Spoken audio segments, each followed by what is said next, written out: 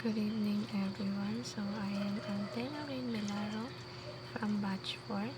So yung topic po natin today ay kasama po ito sa series ng Paano Lumalim sa Biblia. Special series po ng 3 out of 10, which is the Covenant of Works. At yung Bible verse po na ibinahagi ni Pastor Russell today ay matatagpuan sa Romans 5 verse 12. So, noong mga unang araw po, tinalakay yung Covenant Introduction, Covenant of Redemption, and Covenant of Works. Ngayon naman po, tatalakayin po natin yung Covenant of Works. So, ano nga po yung Covenant of Works? So, parang meron lang din po siyang similarity sa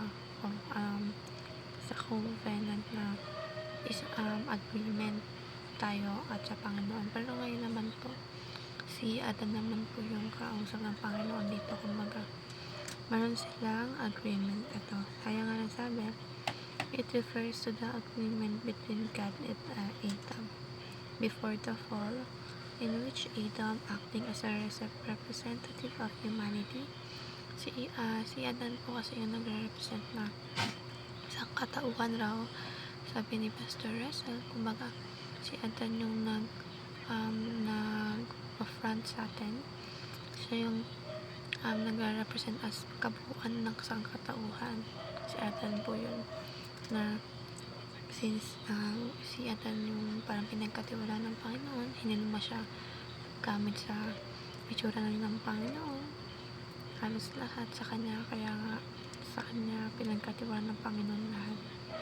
And was promised eternal life and blessing upon the condition of perfect obedience and death upon disobedience. Pero nga, dahil nga sa nangyaring hindi nga pagsunod sa ipinag-uutos ng Panginoon, doon na nagkaroon ng gap yung relasyon nila.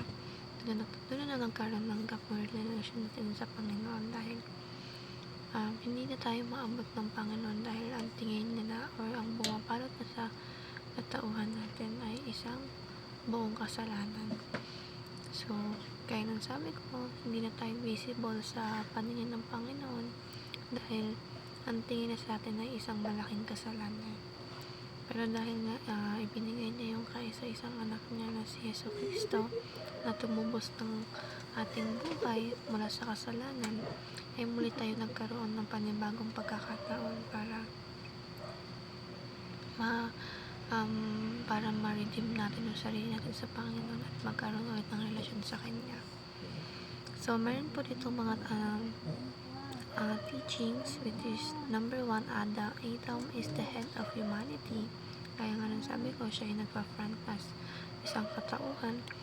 God requires perfect obedience and suffering, and death entered creation. And we have here the applications, which is compare yourself to God's standard and contemplate the gravity of sin and cherish the greatness of the covenant of the grace. Kaya nga sabi ko na gusto ng Panginoon na sumusunod tayo sa mga bagay na ikinaluluwan niya, ikinag-glorify niya. Dahil wala naman siya ibang gustong mangyari kundi maging mabuti tayo sa kalagayan natin at of course mas lumalim tayo sa Kanya. And that's all po. Thank you po for watching. Bye!